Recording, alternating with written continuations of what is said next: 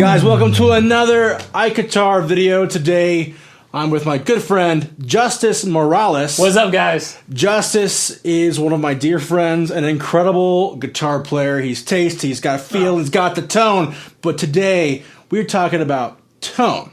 Man, first off, thank you. Super kind. I will do my best to share everything that I have stolen from everybody over the years. Had the pleasure of working with a bunch of names in the Christian music industry and the country scene. And I started in Phoenix originally doing gospel music, and that was kind of where I got my start playing music. And then coming out here, I fell in love immediately with country music and blues and rock and man, just so many great things that make Nashville, Nashville. So let's start off with just the basics, philosophy. Give me an overarching Justice Morales philosophy on guitar tone. Yeah, so one of the things that I was fortunate is that my as they say, your parents loved you. They sent me to music school, you know. Same story for a lot of our friends. Got to go to music school, and in music school, like I remember I'd put a reverb pedal on, and my teacher, I was studying jazz at the time, and my teacher would be like, turn that off, you don't need that. Like, what is this? And it was like a short little reverb, but to them it got in the way of instructing you to actually like play the instrument and get the best sound out of the instrument. And so today I decided to make a challenge out of it. This is a beautiful Les Paul of yours, and we're plugged straight into an amplifier, literally no pedals, so everything you're hearing is straight into his Tyler, and it's a great little amp.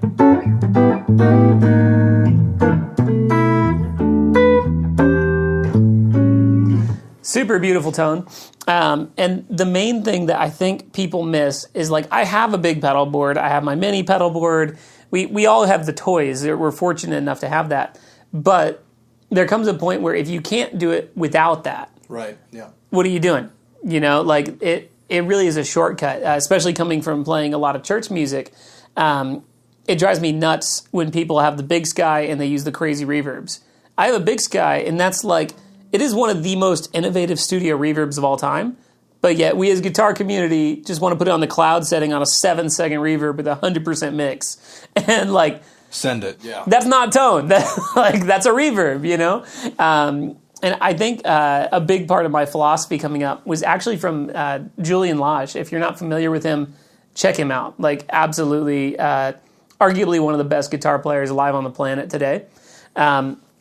He did this workshop. He used to play this great archtop guitar. And what he did is, he said whenever he practices, he takes his archtop, he unplugs it, and he goes and he stands in the corner. And when he stands in the corner, he'll stand there for 4 or 5 hours. But he'll practice into the corner and literally just hear the guitar bounce up into the corner and use the corner for amplification. And he said by doing that, he was able to really get in tune with what's happening here. Like, you pick up an acoustic guitar and you know what's happening here, but if you unplug this or, you know, turn it off, like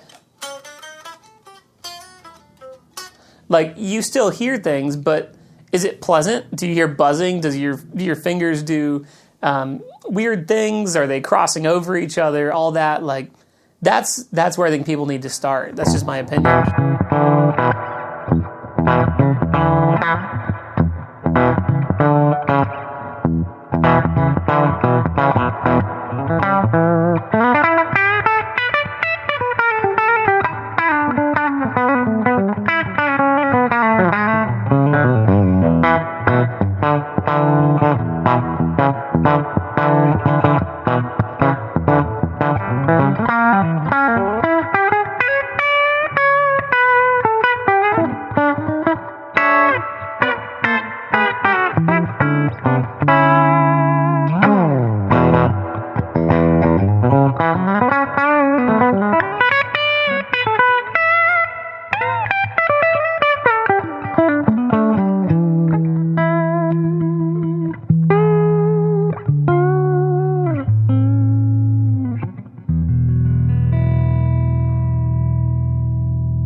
I love what he said about we're trying to find the problem with our tone and fix it with pedals, but we are the problem with our tone.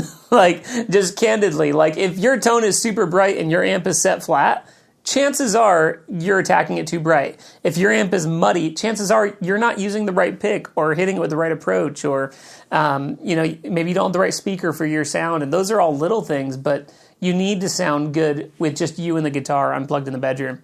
I think that's so important. I think so many people miss it. So I had the privilege of studying guitar. It was kind of on the side of school. I was going to school and studying with a teacher, but I got referred to this local legend in town. He was like, you only got to him through referrals. He was super secretive. He kind of kept his home on the DL, and the reason being is he used to play guitar for Frank Sinatra.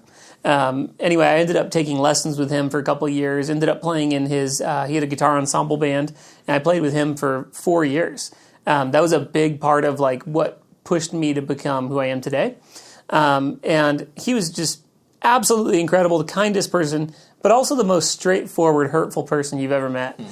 And I'm sure similar to your teacher. They have a way of just telling you why are you doing that? Right. Right. You sound terrible. Not my tempo. Yeah, not my tempo. And I remember it was one of my first lessons with him. This lesson, I went in for my first lesson with him. He gave me over 16 pages of material to practice.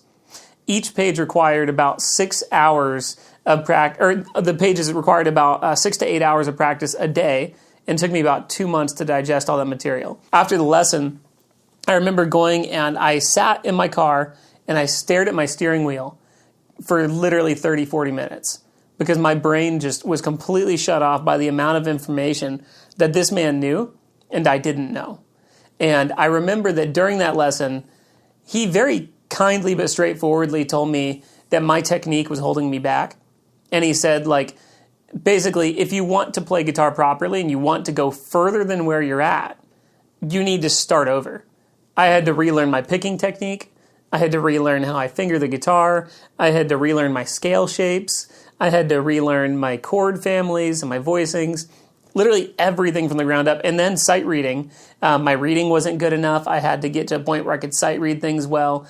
And I hear this lie so much in the guitar community especially. You'll never hear it in piano, but in guitar community where they're like, man, music theory is robbing me of my musicality. And it's like, you don't say that when you go to Baskin Robbins and they have 31 flavors. Sadly, those people, I feel like they missed out on really applying all those beautiful flavors and all those chords, and just knowing that it's there doesn't mean you have to use it. But at the same time, if you don't learn it, you're limiting yourself.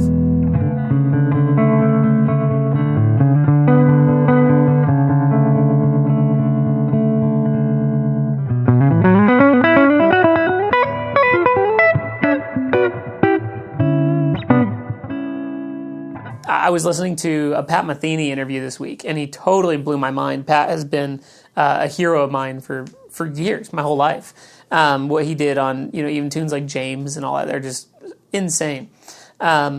He was saying, and this was interesting, he said that he doesn't think of himself as a guitar player. He thinks of himself as an audience member. And what he has trained himself to do is to sit in the audience's perspective, think about, what do I want that guitar player to play? What do I want to hear? And then be able to then go and play that. But he's always listening. And he says that when he started training, it took a long time. And it was a longer thing, okay, what do they want to hear? Maybe they want to hear this. Okay, maybe I'll get there and then come with that idea.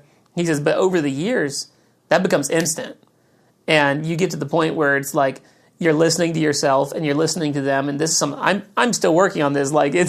It's a mess, and you want to listen to the band, listen to what the audience is hearing, and choose what's going to fit best there. And I think that's where people get tone. Just frankly, it's not from pedals, it's not from amps. I've heard some of the best tone ever on someone's Fender that they handmade in their basement. It sounds awesome.